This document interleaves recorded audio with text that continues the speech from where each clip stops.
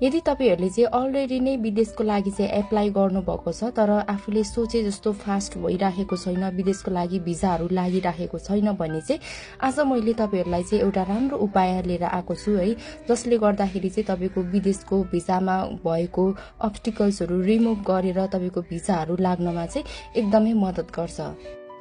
So आज चाहिँ हामी पाथिभरा देवी मातालाई चाहिँ कसरी प्रे गर्ने, आफ्नो विदेशको भिजाहरु लागोस्, आफ्नो बाहिरको काम कुराहरु चाहिँ राम्रोसँगले बनोस्, चाँडै नै भिजा लागेर चाहिँ बाहिर जान पाऊँ भनेर चाहिँ पाथिभरा मातालाई चाहिँ कसरी प्रे गर्ने, कसरी भाकल गर्ने भनेर चाहिँ म हजुरको सामुमा चाहिँ यो भिडियो लिएर आइराखेको छु।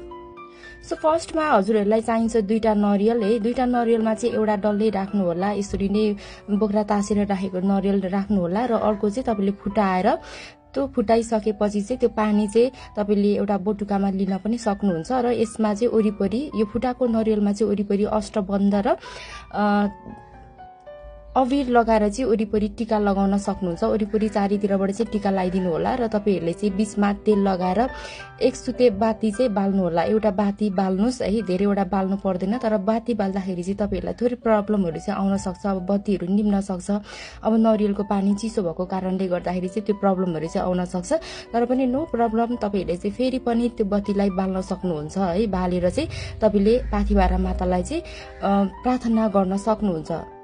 र त्यसपछि चाहिन्छ तपाईहरुलाई धूप। धूप चाहिँ तपाईहरुले जम्मै 5 वटा चाहिँ बाल्नु होला है। सो यहाँनिर तपाईले सबै कुराहरु रेडी गरिसकेपछि चाहिँ तपाईले धूप लिनुस् र त्यो बाँकी रहेको एउटा नरियल चाहिँ तपाईले आफ्नो हातमा लिनु होला र आफ्नो हातमा लिइसकेपछि चाहिँ तपाईले पाथिभरा देवी मातालाई घुमाउनुहोस्, त्यो अगरबत्ती चाहिँ घुमाउनुहोस् अनि त्यसपछि चाहिँ तपाईले पाथिभरा मातालाई चाहिँ भन्नुहोस् कि हे पाथिभरा माता, मेरो अहिले विदेशको प्रोसेसमा चाहिँ एकदमै बाधा अडचनहरु भइराखेको छ, मेरो विदेशको भिजा लागोस्, मेरो चाँडै नै भिजा लागेर चाहिँ म बाहिर जान पाऊँ। म बाहिर गइसकेपछि तपाईलाई मेरो फर्स्ट स्यालेरीले केही न केही पठाउँछु, या त म विदेशबाट चाहिँ छुट्टीमा आए पछाडी चाहिँ तपाईको दर्शन गर्न अवश्य पनि आउँछु भनेर चाहिँ भाकल गर्नु होला।